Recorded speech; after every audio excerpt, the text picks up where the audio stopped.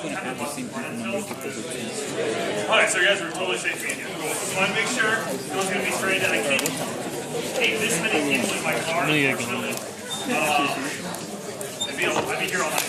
Okay. Before we begin, are there any questions? Cool. Okay, so let's dive right into it. So this problem is kind of similar to what we did with project 3, how we're returning a couple different true or false values, and we're doing some CSV reading. So it should be fresh in your mind. This should be something that you kind of excelled at. No pun intended. Hey, okay. The only hard one, if you realize what you could do, would be Q3. Q3 is a little bit tricky. So let's go through them one at a time. So first things first, let's write a function header, which is given to us. Wait, you have to rewrite the function as part of like your code? So the question is, do you have to rewrite the function as part of your code? A lot of the time what it will be is like, here's the function header and then like a box underneath it, and that's where your code would go, so you wouldn't have to rewrite the function header. So I'm just going to rewrite the function header just so we can refer back to it.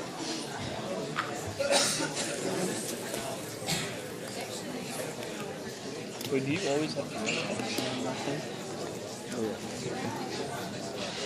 Yeah. I don't know why. Alright guys, bring it back. Okay, we have a question all the way in the back, so I need completely silent so I can hear it. Alright, go ahead. At the end of the box we were talking about, will it say end or do we have to write that ourselves? It will probably say end. If not, don't worry about it. I'm assuming everyone heard that because I wasn't back. If not, don't worry about it because we obviously forgot the end. Don't stress so much about the end at the end.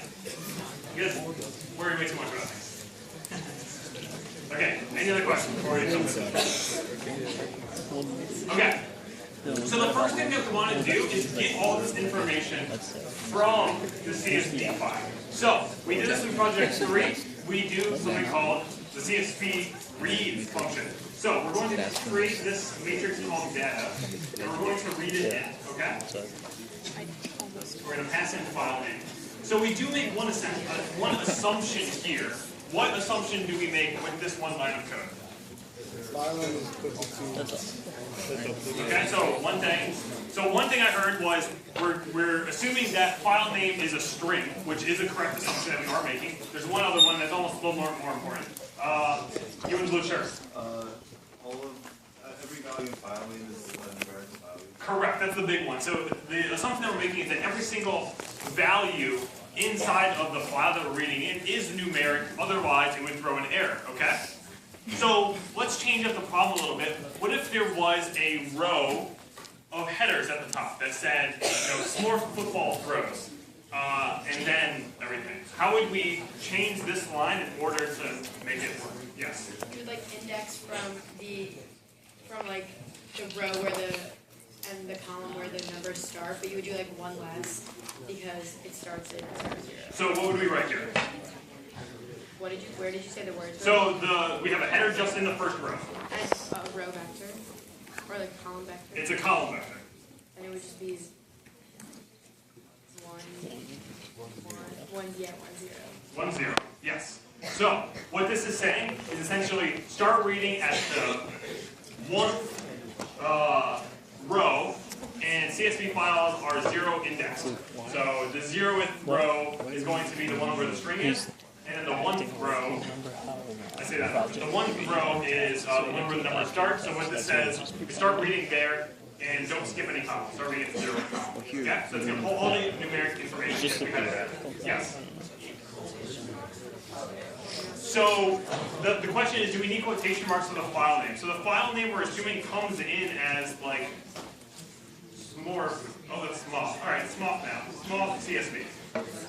So it's given to us in quotation marks. If we write our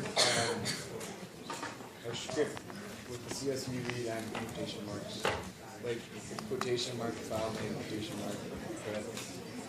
So the question is, if you did this. Yeah.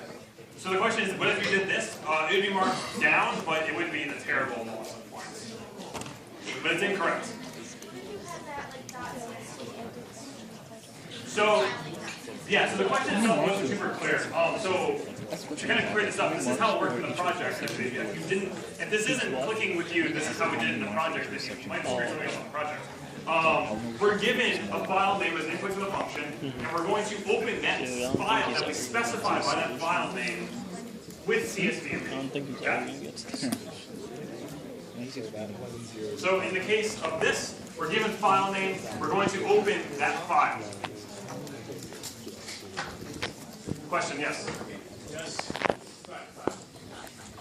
One has to do necessary in this case. In the case of the problem that's up on the board right now, no. Yes. Yeah, the exam, so the question is, will the exam basically tell us if there's a header file or something? Yes, you'll be told exactly how the file is formatted so you can read it incorrectly. Yes, I just wanted to show you both ways, just in case, you know? Question all the way in the back. Guys, I can't hear. Would you be able to use XLS read, or does that not work? So the question is, can you use XLS read?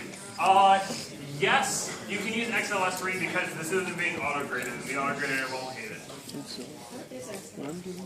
It allows you, XLS read is a function that allows you to read in XLS files, which are basically Excel files, the more advanced CSV files. Okay, but still. You should use CSV read though. Just test your job with CSV read. We only showed you CSV read. Stick to what you know.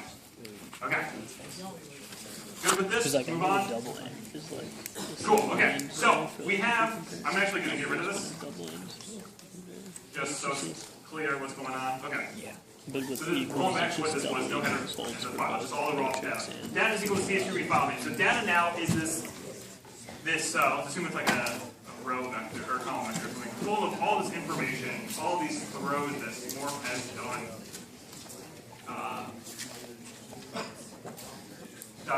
Okay, so what we want to do is solve each of these queries. So the first one, Q1, what was the median distance grown? So, we say Q1, and we can calculate the median ourselves, so that's a real pain. So what we do is just call the median function. So we see mean a lot. There's a median one too. There's also one for mode. Mean, median, and mode. There's one for standard deviation, which you've used. So just use that. Question, yes? Why wouldn't that be a row vector? It might be a row vector. It doesn't matter. It's just visualization purposes. Row vectors and column vectors, for most purposes, are exactly the same in MATLAB. But not all, just most. Question. So you have to ascend it so you get it from this file store to the project. Can you repeat that? Should you ascend it? You mean sort? Yeah, sort. Sort in ascending order. Ascend something. Okay. So we will basically sort underneath the hood for you. You don't have to worry about it. And we want them in chronological order because of future questions. Question. If we do median of data, would they still mark us down? So the question is, if you did median of data, So you'll still get the same result. you'll still get the same answer, correct. I don't know if we marked it down for that. I'm not entirely sure. We talk about it. Because it shows that you aren't confident and you're just overusing it. So you might use it. Okay, so we have Q1. Oh, sorry, question all the way back.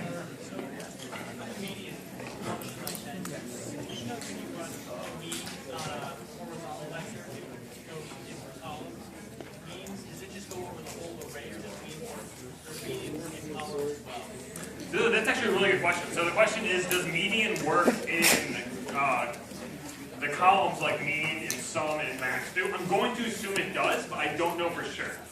But I would think it would. That's something you can definitely test, but that's not something we're going to expect you to do. So no marking down if we ascend it before if we sort it. Sorry. So the question is, are we going to mark down if we sort before? Well, it depends on whether or not you use that sorted matrix or vector in Q3, because it'd be wrong then. No, I mean Q1. Yeah, no, but if you use the sorted vector in Q3, it's going to be wrong. Yeah, but you can give it another name and use it for Exactly. So if you give it another name and just use it for that, that's fine. Yeah. So you're not going to be marked off for doing extraneous coding as long as it's just obvious that you're thinking, which is a little more roundabout. So that's fine. With doing something like median, that shows that you aren't confident. So that's a little bit different. It's a weird. We have to be a little arbitrary sometimes, but we are consistent, just arbitrarily consistent. Okay.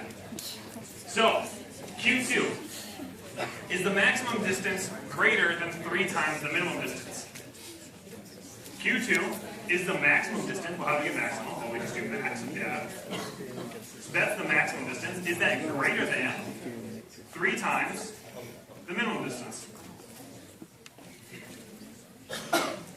Quick, easy. All right. Questions about this?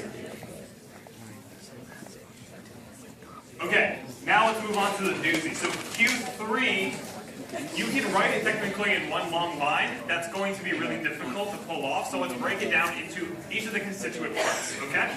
So, reading it, is the mean distance of the last 10 rows greater than the overall mean by more than 1 standard deviation? So, what do we need to know? Well, we need to know what the mean distance of the last 10 rows are. We need to know what the overall mean is, and we need to know what the standard deviation of everything is, okay? So let's calculate those one at a time. So, we will say last 10, which is going to grab the last 10 elements. There's a lot of different ways to do this. One kind of cool one that we can do is use n and actually subtract from n. You can do that. And notice how it's minus 9. And the reason that's the case is because if you think about something like this, 1 to 3, the difference between these two numbers is only 2. 3 minus 1 is 2. But the size of this matrix is 3. Which is why we need to do 9 instead of 10. If we did 10, and the distance between the two numbers was 10, we would have an 11 size. This is kind of a little tricky way of doing it. There's a lot of different ways to do it involving length and subtraction. That's all totally fine too. Question about this?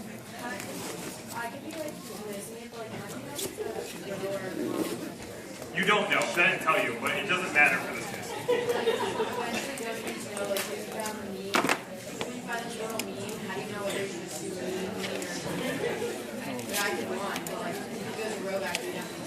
So the question is, how do you know if the row vector or a column vector, and doesn't that affect how many times you have to call mean and max and stuff like that? And the answer is no, it doesn't actually affect how many times you have to call it. As long as it's a one-dimensional thing, such as all in a row or all in a column, calling any of those functions once will compress it to a scale. Oh wait, it was minus.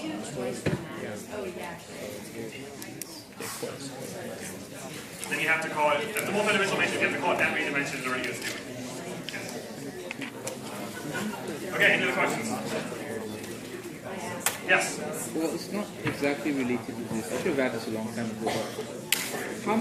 How many marks is writing the program work? What's that? Guys, I can't hear.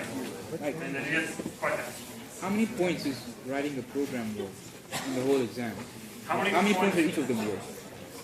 I don't know the exact point distribution off the top of my head. Writing the code is important though. But, I mean, you could pass without writing the code. Like compared to the other sections, is writing code like, does it carry a lot of points for it? It carries a hefty amount of weight because there's a lot that goes into it. So, I mean, you'll know the point values once you get there and sit in front of the exam. I'm not going to tell you the point values. Question. So, we have last 10, and we want to take the average of these. Yeah.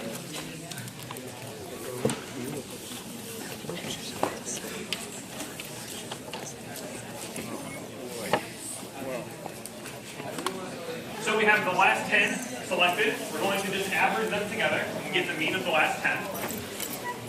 And now we want to figure out the difference between the distance, the mean distance of the last 10 rows and the overall mean distance, because we want to compare that to something. So we want to get the mean difference. We're just going to call mean diff right here. And we're going to say that that is the distance, or the difference between the mean of the last 10 rows and the mean of the overall data, which we can calculate here. Okay? The question is, do you need absolute values? No, because technically having, if you want it to be, because if you had absolute values, then if you ended with terrible rows, it would still be true. And we don't want smart to improve if it's still terrible. Okay? So, any questions about how we calculated mean diff? Question in the back. Yes, Matt? Could you just write it all in one line and determine the mean of the last 10, which is the mean of the whole thing, plus one standard deviation? Yes, the question is, can you do it all in one line? Yes, you can do it all. You can write any program in one line. It's just a matter of how easy it is for you to write and figure out. Instead of calculating the difference, just add one standard deviation to the yeah, I think you can do that. That's sure. Okay, so now what we want to do is actually get the standard deviation.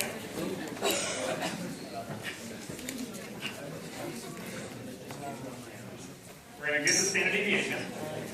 And we're now going to actually compare. So the question is asking, is the distance of the mean of the last 10 rows and the overall mean greater than one standard deviation? Mean diff greater than standard deviation, which we call standard diff. Okay? That's Q3. Q4 is simply checking if Q2 and Q3 are true.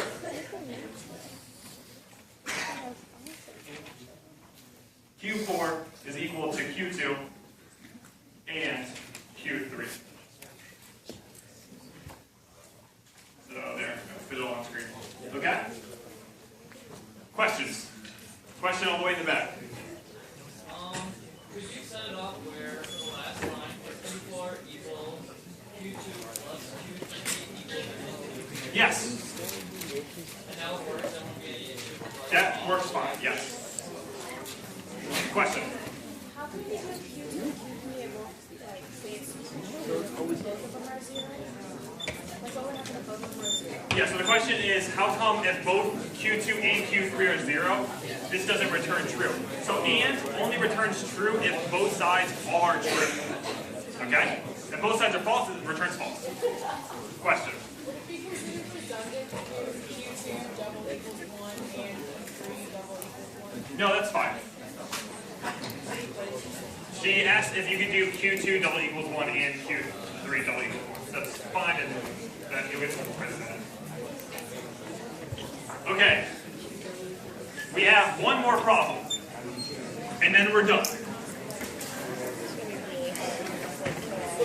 There it is. All right.